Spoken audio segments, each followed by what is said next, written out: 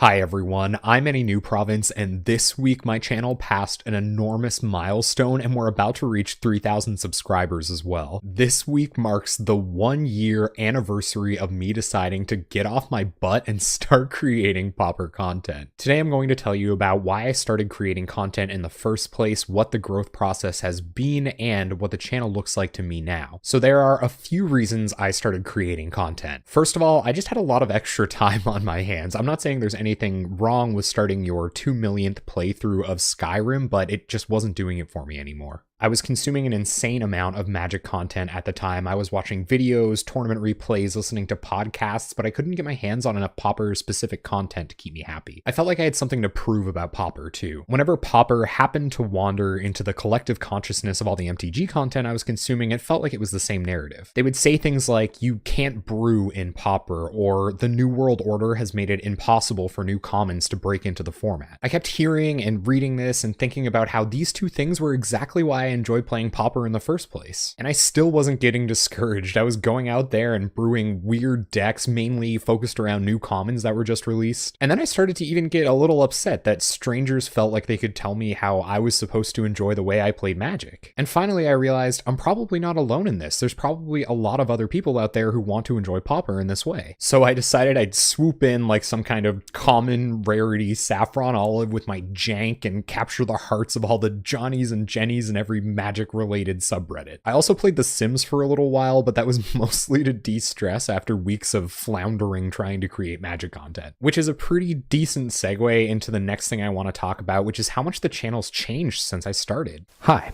I'm Any New Province, and is this possibly Pauper playable? I'll be the first to say that the audio, video, production, and deck quality were pretty bad straight out of the gate, but I was proud that I was actually making something at all. Mostly though, I was just really shocked that I found people that actually wanted to watch something like this. When I started posting my articles to the Pauper subreddit, people didn't immediately dismiss me. They actually offered a lot of really good constructive feedback. And that was my introduction to the Pauper Discord, which was full of players that I had a lot in common with.